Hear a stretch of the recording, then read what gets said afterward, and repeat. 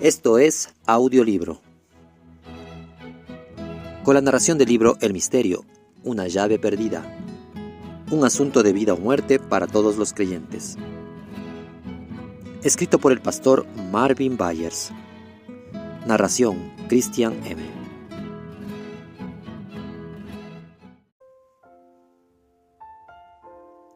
Apéndice A. Pablo enfatiza un misterio de Dios. Pablo se refiere a un misterio divino específico 16 veces en 11 pasajes distintos y lo llama el misterio, este misterio o un misterio. Este apéndice demuestra que él trata con un mismo misterio en todos estos pasajes. Pablo enlaza consistentemente ciertos términos descriptivos en los 11 pasajes y demuestra que está hablando de un solo misterio específico. Esto es verdad en 13 de los 16 pasajes.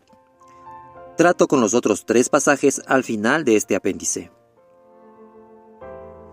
Por ejemplo, en el capítulo 14, notamos cómo Pablo enlaza 4 términos descriptivos idénticos del misterio en Efesios 3, del 3 al 9, y Romanos 16, del 25 al 26. Y mostramos que está escribiendo acerca del mismo misterio en ambos pasajes. En relación a la tabla en la página siguiente, note que Pablo usa 8 términos descriptivos al escribir acerca del misterio. Si usted oyente está escuchando solo el audio de este apéndice, por favor, ir al canal en YouTube, Anímate Radio, la sección de apéndice A, y podrá visualizar la tabla siguiente.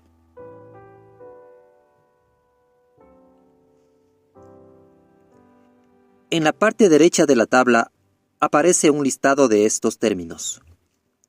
En la parte izquierda hay un listado de los 11 pasajes en los que Pablo escribe sobre el misterio. Las líneas que conectan ambos listados muestran cómo están entrelazados todos los pasajes por medio del uso repetido que Pablo hace de los 8 términos descriptivos. Note que Pablo también se refiere a sus epístolas al misterio de iniquidad en 2 de Tesalonicenses 2:7. Obviamente, esto no es lo mismo que el misterio divino que describe en los demás pasajes. También escribe acerca de hablar, entender y ser ministros de misterios en general. En 1 Corintios 1, 4, 13:2 y 14:2, de nuevo estos pensamientos no se relacionan con el misterio que él describe primordialmente. 3 referencias a un misterio que no se incluyen en la tabla anterior. De las 16 referencias de Pablo a un misterio específico, él enlaza 13 al usar términos descriptivos recurrentes, como demuestra la tabla anterior. Las 3 referencias a un misterio que Pablo no enlaza así son las siguientes. He aquí, os digo un misterio. No todos dormiremos, pero todos seremos transformados en un momento, en un abrir y cerrar de ojos, a la final trompeta, porque se tocará la trompeta y los muertos serán resucitados incorruptibles y nosotros seremos transformados. 1 Corintios 15, del 51 al 52. Segundo, porque no quiero, hermanos, que ignoréis este misterio, para que no sean arrogantes en cuanto a vosotros mismos, que ha acontecido a Israel endurecimiento en parte hasta que haya entrado la plenitud de los gentiles, y luego todo Israel será salvo. Romanos 11, 25 al 26, primera parte. Siguiente. Por eso dejará el hombre a su padre y a su madre y se unirá a su mujer, y los dos serán una sola carne. Grande es este misterio, mas yo digo esto respecto a Cristo y de la iglesia. Efesios 5, 31, 32. Hay muchas pruebas de que Pablo habla del mismo misterio en estos 3 pasajes, pero daré aquí solo una explicación superficial para evitar tocar cuestiones doctrinales que quedan fuera del enfoque de este libro.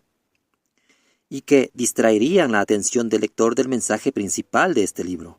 Lo hago así con el riesgo de que mi explicación sea rechazada.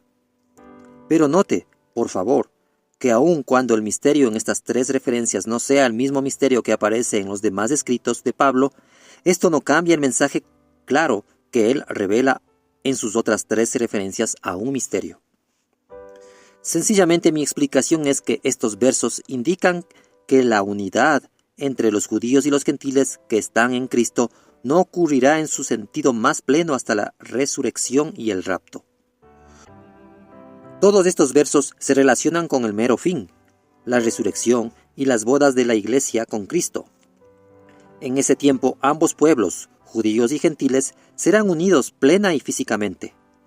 En años recientes, muchos creyentes han escrito libros y artículos que abogan por la unidad entre los creyentes judíos y gentiles. Se han dado sermones y enseñanzas que promueven esta unidad. Pero la unidad total no podrá venir hasta que el Señor mismo una a ambos pueblos en las bodas. Mientras tanto, si queremos ser parte de las bodas, es vitalmente importante que esta unidad sea una realidad y una confesión de fe en nuestro corazón. La resurrección y el rapto llevarán a las bodas a la esposa de Cristo, compuesta por creyentes tanto muertos como vivos. Yo creo que es por eso que Pablo enlaza la resurrección con el misterio en 1 Corintios 15 del 51 al 52. En ese tiempo, el misterio de Dios se consumará, como Apocalipsis 11:7 declara. Recordemos que el misterio es la unidad que existe entre judíos y gentiles. Así, podríamos parafrasearlo como la unidad de judíos y gentiles se consumará. Pablo también enlaza el misterio con los judíos y los gentiles en Romanos 11 del 25 al 26. Este enlace se hace en el contexto del tiempo cuando haya entrado la plenitud de los gentiles y todo Israel sea salvo. También esto ocurre en el fin y en el sentido más pleno, en la cena de las bodas. Finalmente, Efesios 5 del 31 al 32 enlaza el misterio con el matrimonio de Cristo y la Iglesia. Este lazo aparece en el contexto de dos personas siendo una persona. Esto ocurre entre Cristo y la Iglesia, pero también ocurre entre judíos y gentiles. Antes de mencionar este misterio en Efesios 5, Pablo dijo en Efesios 2:15 que el Señor unió ambos pueblos en un hombre nuevo. Dos pueblos son unidos en Cristo en un hombre nuevo, y ese es un gran misterio, el misterio. Para concluir, Pablo le da mucha importancia al misterio en todos sus escritos. Él declara que un propósito principal de su ministerio era dar a conocer el misterio a todo el mundo. A la luz de esto, es difícil concebir que él aplicará el término misterio a alguna otra verdad que pudiera distraer de lo que él consideraba una de las cuestiones más importantes en la iglesia. Pero repito, aunque Pablo sí introdujera otro misterio o misterios en las tres referencias mencionadas, eso no afecta de ninguna manera el único otro misterio que revela: la unidad entre judíos y gentiles. Y aunque hablara de otros misterios, estos seguirán teniendo armonía con el misterio primordial que aparece en sus escritos.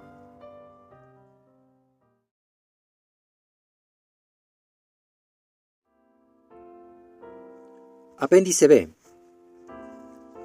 Respuestas a preguntas importantes. Pregunta 1 de 6. La teología de reemplazo enseña que Dios reemplazó a Israel con la iglesia gentil. Se basa en lo que Jesús dijo en Mateo 21:43, versión LBA. Por eso os digo que el reino de Dios os será quitado y será dado a una nación que produzca sus frutos. Así terminó el Señor una parábola en la que comparó a los mayordomos infieles de una viña con los mayordomos de su reino. Ellos mataron a los mensajeros que el dueño de la viña les envió, y finalmente mataron al hijo del dueño. ¿Quiso decir Jesús aquí que los gentiles reemplazarán a los judíos? Respuesta. Ya vimos en el capítulo 3 los temas en torno a la teología de reemplazo. Sin embargo, los puntos siguientes podrían ayudar a quienes tienen más preguntas. La palabra nación, en la cita anterior, proviene de la palabra griega para etnia. Una etnia describe a un grupo o raza de personas que comparten las mismas costumbres y orígenes.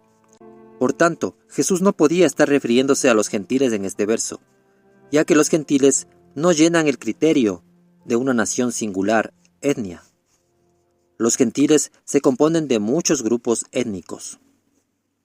Para entender de qué nación se habla aquí, veamos en 1 de Pedro 2, del 9 al 11. Mas vosotros sois linaje escogido, real sacerdocio, nación santa, pueblo adquirido por Dios, para que anunciéis las virtudes de aquel que os llamó de las tinieblas a su luz admirable. Vosotros que en otro tiempo no erais pueblo, pero que ahora sois pueblo de Dios, que en otro tiempo no habíais alcanzado misericordia, pero ahora habéis alcanzado misericordia. La palabra nación del verso 9 es la misma que vimos en Mateo 21:43. Aquí se refiere específicamente a un pueblo que le pertenece a Dios, que ha sido llamado de las tinieblas y ahora es un nuevo pueblo, que previamente no existía. La nueva nación a la que Pedro le escribe consiste de aquellas personas que han recibido el nuevo nacimiento, la iglesia compuesta de creyentes judíos y gentiles juntos. La palabra pueblo del verso 10, las dos veces, es una palabra griega que denota a un grupo de personas con orígenes diferentes, que no son de la misma población.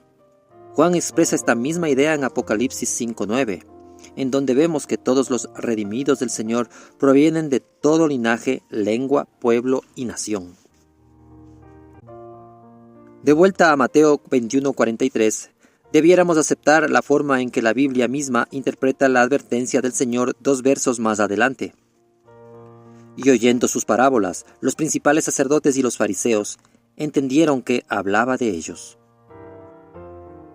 Él hablaba de los líderes de Israel, a quienes él consideraba ser los mayordomos de su viña o reino en este tiempo. El Señor confirmó esto 2 capítulos después en Mateo 23 y declaró que ellos perderían esa mayordomía. Él empezó una severa reprensión a los escribas y fariseos y les dijo a sus discípulos: en la cátedra de Moisés se sientan los escribas y los fariseos, así que todo lo que os digan que guardéis, guardadlo y hacedlo, mas no hagáis conforme sus obras, porque dicen y no hacen. Mateo 23, del 1 al 2. Esos líderes conformaban un cuerpo gubernativo conocido en Israel como concilio, Hechos 4:15. Eran los líderes de lo que Pablo llamó la Jerusalén actual, Gálatas 4:25. Como vimos, Pablo habla de dos Jerusalenes en Gálatas 4, la Jerusalén celestial y la Jerusalén terrenal. Según Pablo, estas dos capitales se refieren a dos pueblos diferentes, dos reinos diferentes y dos naciones diferentes. En Mateo 23, el Señor interpretó quiénes eran los mayordomos infieles de su viña o reino de Mateo 21, 33 al 45. Eran los escribas y fariseos que habían matado y matarían a más mensajeros del Señor, así como al Hijo mismo de Dios. Mateo 23 del 29 al 38. Él estaba quitando su reino de mano de los falsos líderes de la Jerusalén terrenal y se lo daba a los recién escogidos líderes de la Jerusalén celestial. En Hechos aparece una prueba de que esto fue lo que quiso decir y estaba haciéndolo. Después de que el Señor les dijo a sus discípulos que obedecieran al concilio en Mateo 23, el Espíritu Santo los llevó en Hechos 5 a desobedecer a esos mismos líderes. Los discípulos desafiaron la autoridad de esos líderes al decirles que obedecieran a Dios en vez de a ellos.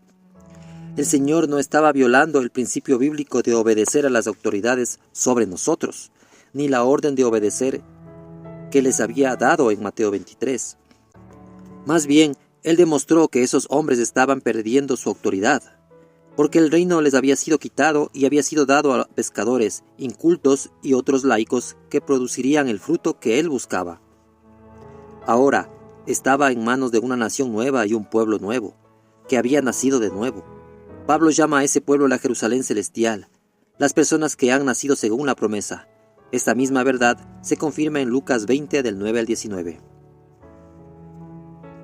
Sin importar lo que el Señor quiso decir con el reino de Dios será quitado de vosotros y será dado a gente que produzca los frutos de él, los discípulos que oyeron esto en su propio idioma jamás pensaron que se aplicaría o se aplicará a Israel.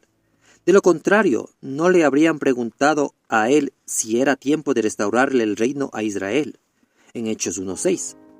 Es, por lo menos, arriesgado asumir que Mateo 21:43, antes citado, puede ser usado en apoyo a la teología de reemplazo.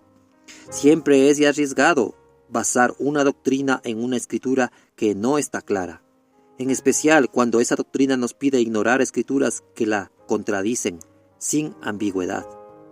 A la luz de las declaraciones bíblicas tan claras como las que aparecen en Romanos 11 del 1 al 2, en donde la Biblia dice que Dios no rechazó a Israel, podemos estar seguros de que Jesús no estaba reemplazando a Israel con una iglesia gentil.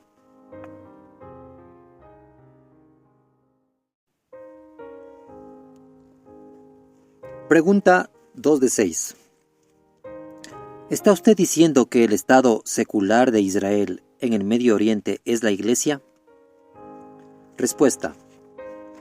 No. Digo que toda persona que posee la fe verdadera, inspirada por Dios, desde el tiempo de Abraham en adelante, heredará la promesa hecha a la familia de Abraham. El nombre de esa familia es Israel, y la promesa incluye heredar al Dios de Abraham y la tierra de Dios, Canaán. La mayoría de judíos que viven actualmente en Israel son inconversos, por tanto, según Pablo, Dios no los considera israelitas verdaderos. A menos que se vuelvan a su Mesías, lejos de heredar la promesa de Abraham, ellos serán cortados y terminarán en el infierno. Hechos 3:23. Pero no olvidemos que el remanente de judíos que sí cree o que está aún por creer, hará que la fidelidad del pacto de Dios se mantenga hacia el pueblo escogido. Romanos 3 del 3 al 4, 11 del 1 al 5.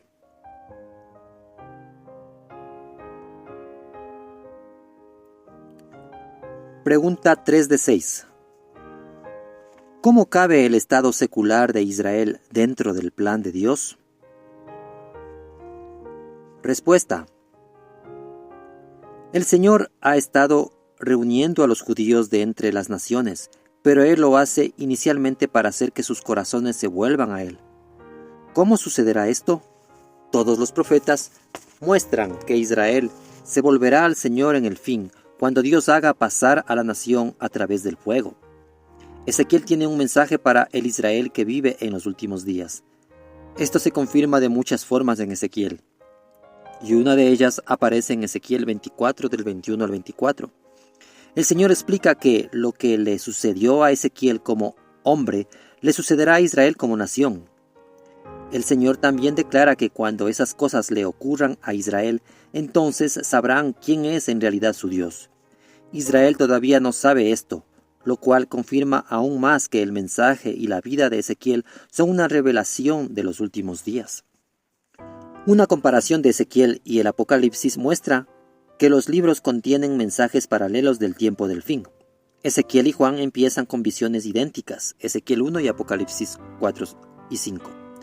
Ambos ven las plagas, ambos miden el templo, ambos comen el rollo, y es dulce en su boca y amargo en su vientre, ambos ven personas siendo marcadas en sus frentes, ambos ven a una gran ramera, etc. En el contexto del mensaje del fin de Ezequiel, el Señor explica por qué Él reúne a Israel, Ezequiel 22 del 18 al 22, para ponerlos en un horno y derretirlos hasta que sepan que fue el Señor mismo quien derramó su juicio sobre ellos. Algunos dicen que esto se cumplió en el holocausto de Hitler. Existen varias razones por las que esto no puede ser correcto, pero aquí menciono dos. 1. Dios primero reúne a Israel y luego lo pone en un horno. Israel no había sido reunida en el tiempo de Hitler. 2. El horno en Ezequiel hace que Israel reconozca que fue Dios mismo quien trató o quien trajo el juicio sobre ellos como pueblo. Como pueblo, Israel nunca ha reconocido esto todavía. ni siquiera al enfrentar la destrucción de Hitler. La reacción de la mayoría de judíos en el Holocausto fue dudar de que Dios ni siquiera existe. Según Ezequiel, vendrá el día cuando Israel dirá: pereció nuestra esperanza. Ezequiel 37:11. Entonces el Señor intervendrá para salvar a lo que los profetas y Pablo llaman un remanente. Isaías 1:9, 10 del 20 al 23, Romanos 9 del 27 al 28. El Antiguo y el Nuevo Testamento revelan que la nación de Israel será atacada en los últimos días y será casi aniquilada. Zacarías 11 del 1 al 5, en el contexto de la segunda venida de Cristo, dice que Jerusalén será sitiada y algunos judíos estarán muriendo y otros irán al cautiverio cuando Cristo vuelva. Es más, cuando se ve allí, estos eventos son los que producen el retorno del Señor al Monte de los Olivos. Él vendrá a salvar a Israel de la destrucción total.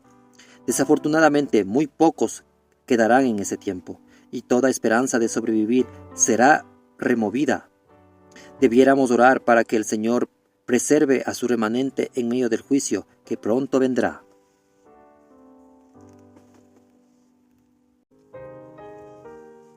Pregunta 4 de 6. ¿Está usted diciendo que los judíos naturales no son especiales a los ojos de Dios? Respuesta. Debido al pacto de Dios, los hijos de Abraham, en lo natural, están bajo varias bendiciones naturales que otros no disfrutan.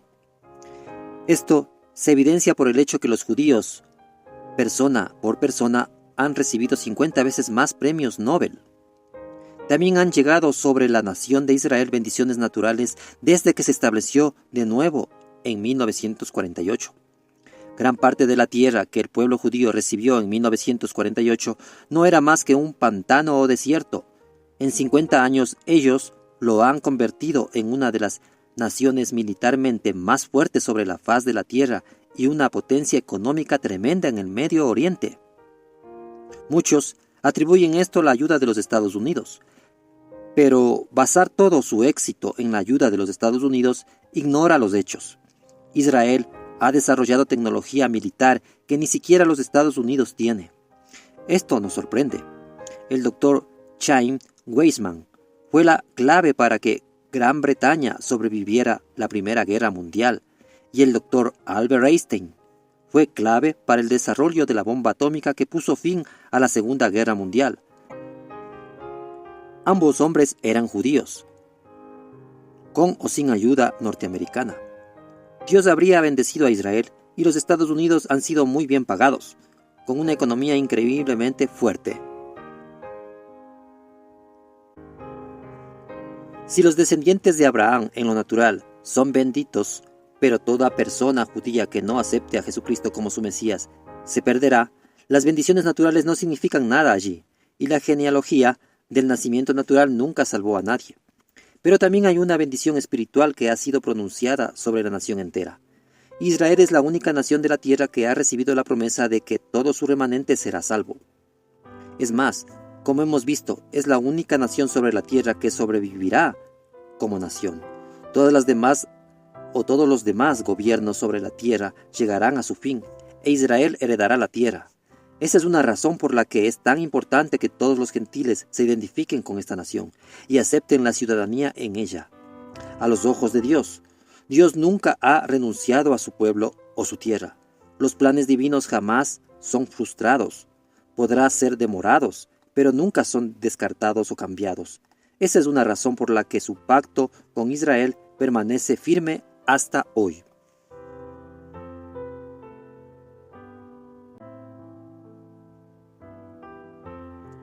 Pregunta 5 de 6. ¿No está el Señor mostrando favoritismo al escoger y bendecir a Israel? Respuesta. La bendición de Dios sobre Israel es favoritismo, solo si no estuviera disponible para nadie más.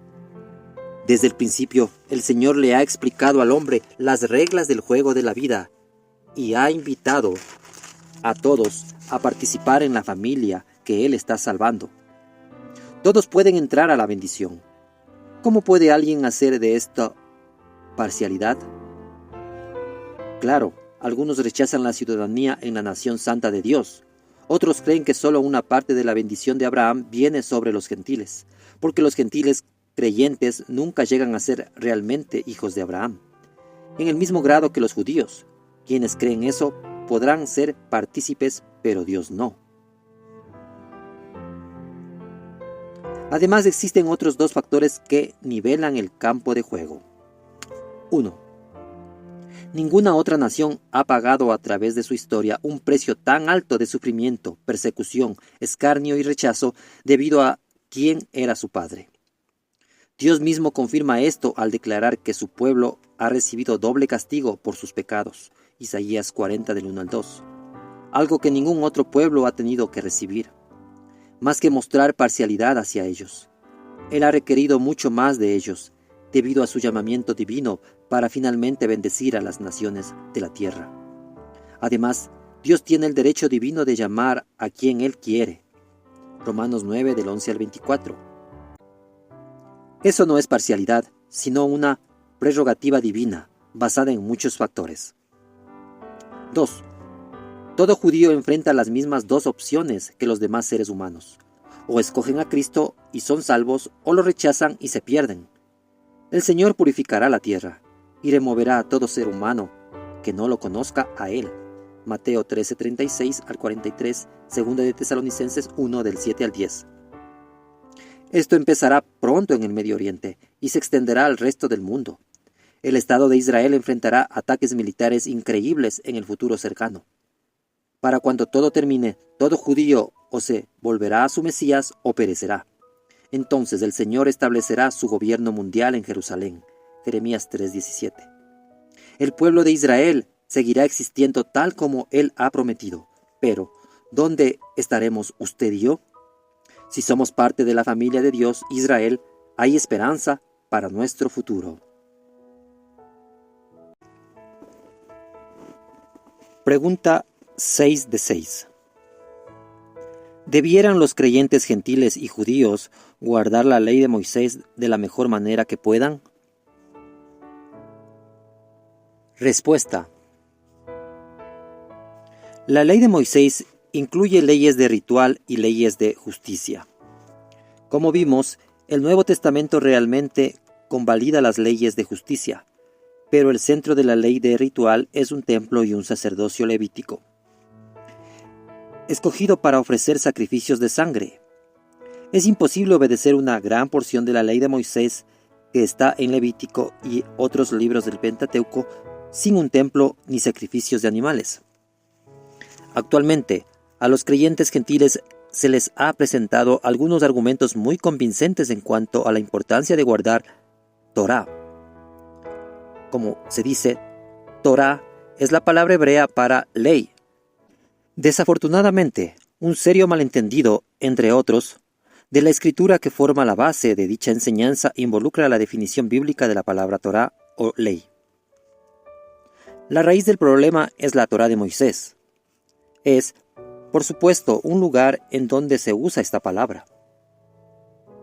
Sin embargo, más de 400 años antes de la Torá de Moisés, en el hebreo original, nos dice que Abraham guardó Torá. Génesis 26:5. Eso es, él guardó la ley de Dios, una de muchas referencias neotestamentarias a la ley de Moisés. Es 1 Corintios 9:9. La palabra griega que se usa por todo el Nuevo Testamento para traducir la ley que Moisés dio es nomos. Por tanto, nomos y Torá hablan de lo mismo, ley. Sin embargo, Pablo escribió, en la ley nomos está escrito, en otras lenguas y con otros labios hablaré a este pueblo, y ni aun así me oirán, dice el Señor. 1 Corintios 14:21. El problema es que Pablo está citando de Isaías 28 del 11 al 12, y no de la ley de Moisés. O Pablo consideró a los profetas como parte de la ley de Dios, o cometió un error. Juan 10:34 dice, ¿no está escrito en vuestra ley, yo dije, dioses sois? Jesús está citando el Salmo 82:6 y lo llama la ley, nomos. Otras escrituras muestran que ni Jesús ni Pablo cometieron un error al llamar los salmos y los profetas la ley. La Biblia usa el término Torá o ley para referirse a toda la palabra de Dios, no solamente a los 5 libros de Moisés. El Salmo 119, 142 define la Torá así: Tu ley es la verdad. Por tanto, definitivamente nosotros somos llamados por Dios para guardar Torá, o en otras palabras, para obedecer la palabra de Dios. Sin embargo, esto no se refiere a la observancia de los rituales de la ley de Moisés como algunos opinan. En cuanto a guardar la ley, Santiago dice: porque cualquiera que guardare toda la ley, pero ofendiere en un punto, se hace culpable de todo. Santiago 2:10. Es imposible observar los aspectos más importantes del ritual que aparecen en la ley de Moisés, que incluyen la expiación por medio de sacrificios de sangre, si no podemos obedecer lo que es el centro de esa ley. ¿Por qué debemos colocar sobre el pueblo un yugo innecesario e imposible de llevar, al decirles que deben obedecer todos los demás rituales que sí puedan obedecer?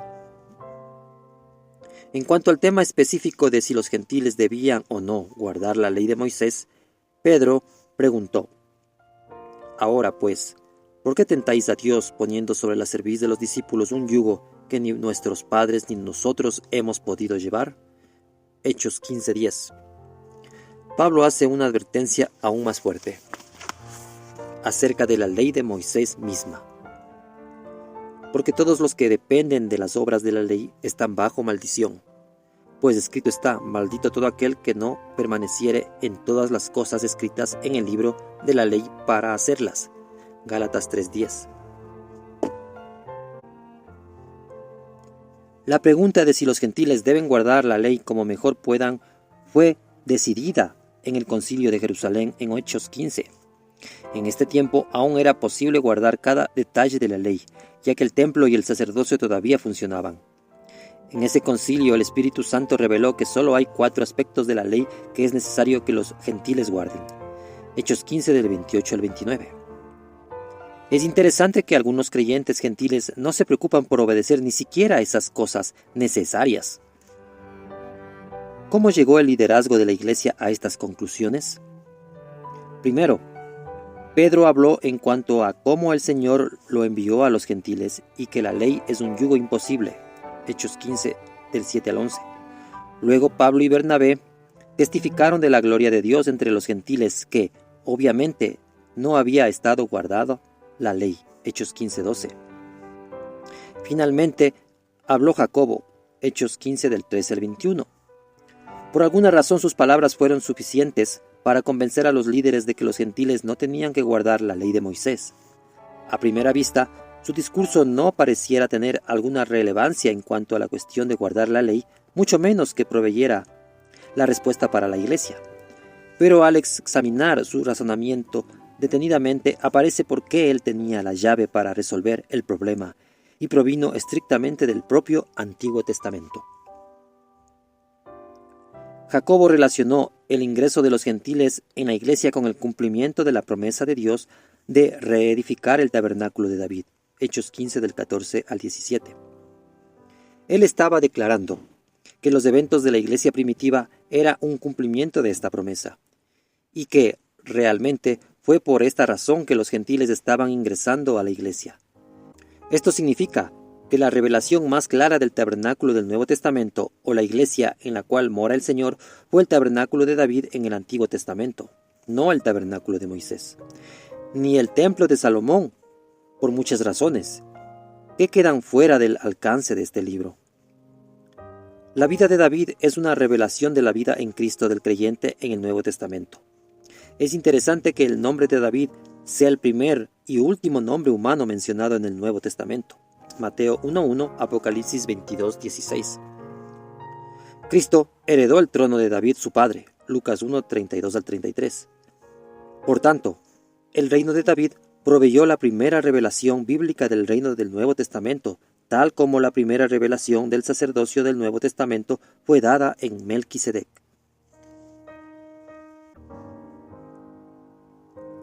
¿Qué hay en la vida de David que muestre que a los gentiles no se les exige guardar la ley? Sencillamente es que David mismo no estaba bajo la ley, y su vida y su reino son revelaciones de la vida y el reino del Nuevo Testamento. David pareció violar una tras otra cuestiones principales de la ley de Moisés, y lo hizo con la bendición de Dios. Realmente, David no estaba violando la ley, más bien su vida espiritual se había elevado por encima de los rituales externos, de manera que él ya no estaba bajo ellos. A continuación cito algunos ejemplos de áreas en las que su vida estaba elevada por encima de la ley. 1. Mientras que solo a los sacerdotes se les permitía comer del pan de la proposición, David entró en el tabernáculo y comió de él, junto con sus amigos. Mateo 12, del 3 al 4. 2. La ley demandaba que un homicida y un adúltero fueran apedreados sin misericordia, Deuteronomios 19, 13 y Hebreos 10, 28. Pero Dios perdonó a David por ambas cosas, y él no tuvo que morir, 2 Samuel 12, 13. Bajo la ley de Moisés, el arca de Dios debía mantenerse en el tabernáculo que Moisés levantó, Éxodo 43. Después de ser disuadido en un principio, David llevó el arca a su casa, Primera de Crónicas 13:13, 15 del 1 al 3 y 16:1. La ley permitía que solo el sumo sacerdote entrara delante del arca, una vez al año.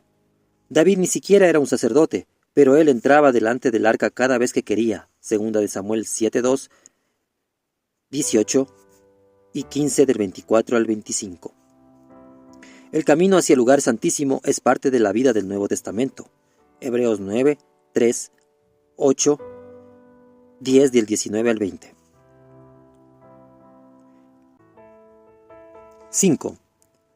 La ley exigía que todos los sacrificios fueran ofrecidos sobre el altar que Moisés edificó en el tabernáculo que él edificó. David edificó otro altar y ofreció sacrificios en un lugar diferente, Deuteronomios 12 del 5 al 6, Josué 22, 29 y 2 de Samuel 24, 18.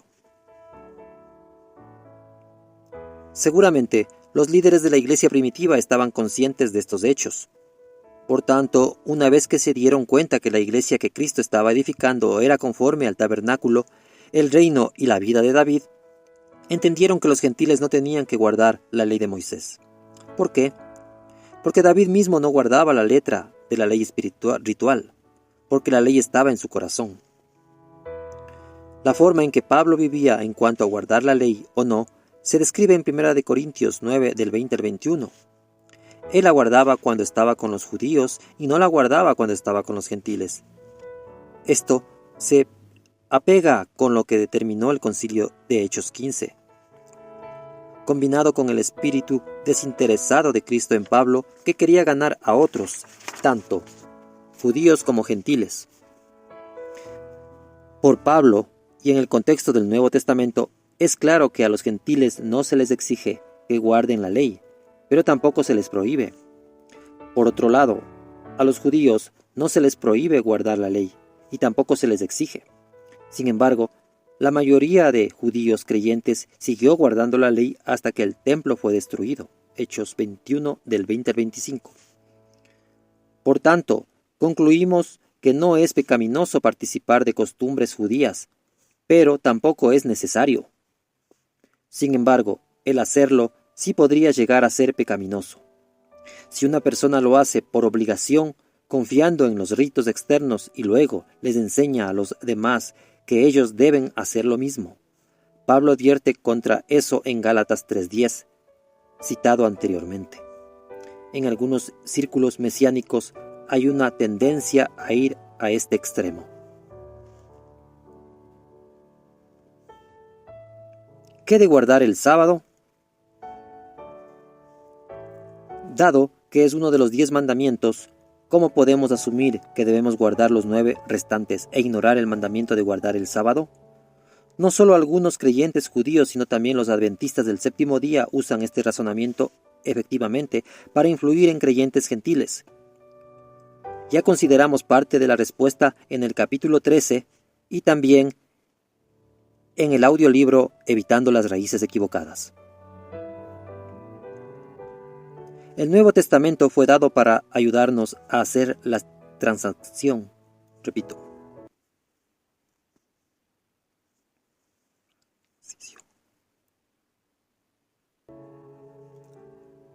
El Nuevo Testamento fue dado para ayudarnos a hacer la transición de la vida en el periodo del Antiguo Testamento a la vida del periodo del Nuevo Testamento. Nosotros debemos obedecer todas las partes del Antiguo Testamento que no han sido claramente anuladas o cambiadas por el Nuevo Testamento. No obstante, es imperativo que reconozcamos que la ley por la que debemos vivir fue cambiada definitivamente, como asevera claramente Hebreos 7:12. Porque cambiando el sacerdocio, necesario es que haya también cambio de ley.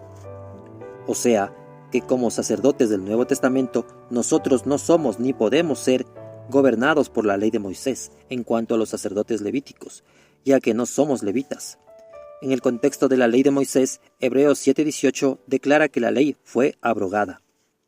La razón por la cual ya no necesitamos ofrecer sacrificios de animales es también el por qué ya no necesitamos estar involucrados en cualquier otro rito externo, porque Cristo los cumplió en la cruz, y Él los cumple diariamente en nuestro corazón, de una forma más profunda que como se hace al observar un rito externo. Gálatas 5:14 explica esto. Porque toda la ley en esta sola palabra se cumple: amarás a tu prójimo como a ti mismo. En cuanto al sábado, Pablo escribió: uno hace diferencia entre día y día, otro juzga iguales todos los días. Cada uno esté plenamente convencido en su propia mente. El que hace caso del día, lo hace para el Señor, y el que no lo hace caso del día, para el Señor no lo hace. Romanos 14, del 5 al 6.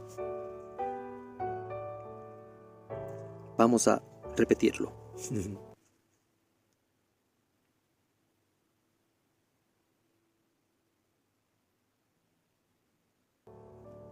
El que hace caso del día, lo hace para el Señor, y el que no hace caso del día, para el Señor no lo hace. Romanos 14, del 5 al 6.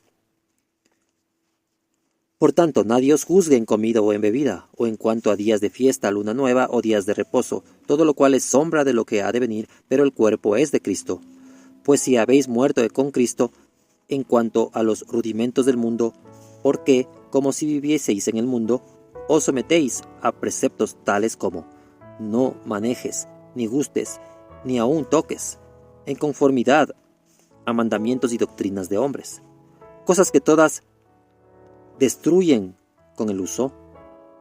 Tales cosas tienen a la verdad cierta reputación de sabiduría en culto voluntario, en humildad y en duro trato del cuerpo, pero no tienen valor alguno contra los apetitos de la carne. Colosenses 2, 16, 17, 20 y 23. Estas son unas referencias claras en el Nuevo Testamento sobre la cuestión de observar el sábado, y nos dice que es una ordenanza que ya no se requiere. ¿Por qué? Porque era una sombra de algo mucho más importante. En el Antiguo Testamento el sábado era un día de cada 7, pero en el Nuevo Testamento es una vida que vivimos todos los días. Significa entrar al reposo de Dios, en donde dejamos de hacer nuestras propias obras, las obras de la carne, como Dios reposó de sus obras, Hebreos 4:10. ¿Es pecado observar el sábado? Pablo deja claro que tenemos la libertad de observarlo o de no observarlo. ¿Qué del domingo? Algunos dicen que es desagradable al Señor observar el domingo y que esta es una costumbre pagana que debiéramos erradicar de la iglesia. Declaran que el domingo no se menciona una sola vez en la Biblia. Es verdad que la palabra española domingo no aparece en la Biblia. No obstante, la palabra hebrea para domingo es simplemente el primer día. Y hay muchas referencias para el primer día de la semana en el Antiguo y en el Nuevo Testamento. Un estudio documental de esto queda fuera del alcance de este libro, pero puedes seguirlo en el audiolibro Evitando las raíces equivocadas. Los siguientes son algunos ejemplos de eventos importantes en domingo. 1. Jesús inició su ministerio un domingo, en Juan 1 del 35 al 38. Para ver pruebas de esto, consulte los comentarios del libro de Alfred Edersheim, La vida y los tiempos de Jesús, el Mesías. Barcelona, editorial CLIE, 1988. 2. Jesús entró en Jerusalén, en su entrada triunfal un domingo. Vea también el libro de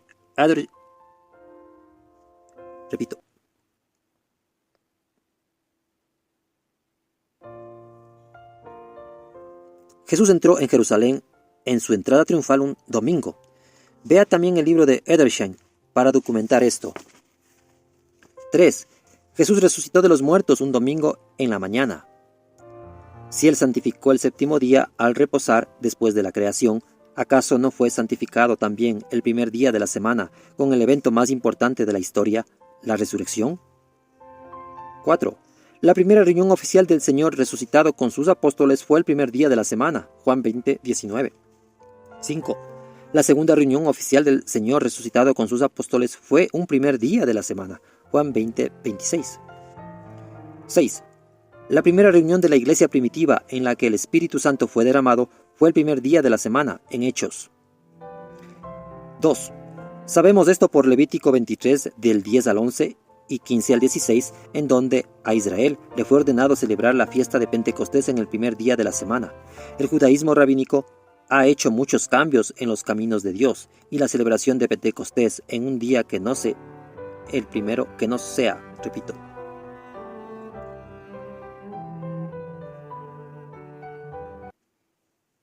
El judaísmo rabínico ha hecho muchos cambios en los caminos de Dios, y la celebración de Pentecostés en un día que no sea el primer día de la semana. Es uno de los dichos cambios. 7.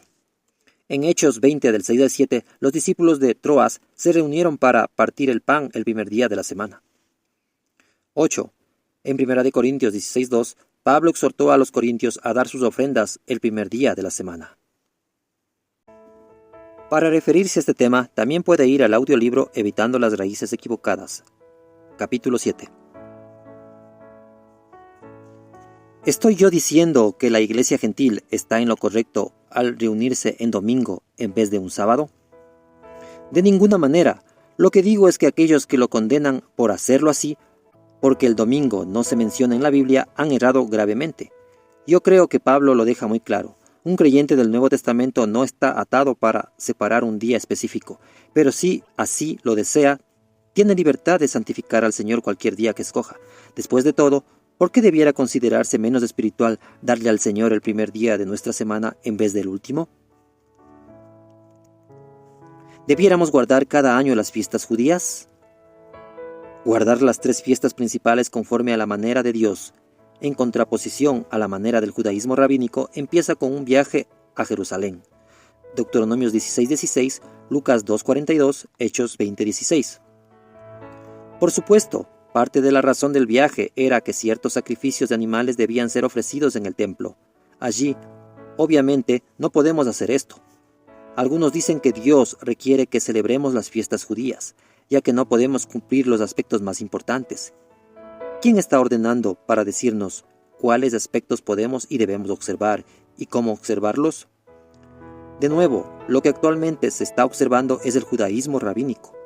Sin embargo, yo no estoy diciendo que sea malo que los creyentes recuerden las fiestas bíblicas de Jehová y que las observen de alguna manera. ¿Cómo podría ser malo conmemorar los días festivos que el Señor mismo ordenó? Lo que sí digo que está mal es hacer que la observancia de las fiestas sea parte del Evangelio y decir que sea un requisito de Dios si queremos ser más espirituales. Todos los creyentes gentiles debieran notar el amor de Dios por las fiestas. Cuando el Señor esté reinando en Jerusalén, las fiestas bíblicas serán observadas otra vez, como indica Zacarías 14 del 16 al 19. ¿Debiera un creyente usar una kipá judía o usar un tajit, manto para orar? Estas son ordenanzas impuestas por el judaísmo rabínico, basadas en su interpretación de la ley de Moisés. En ningún lugar habla de esto, el Antiguo o el Nuevo Testamento. De nuevo, no es malo hacer estas cosas con la idea de ganar a los judíos, pero enseñar que los gentiles debieran hacer para agradar a Dios o ser más espirituales, eso sí es malo.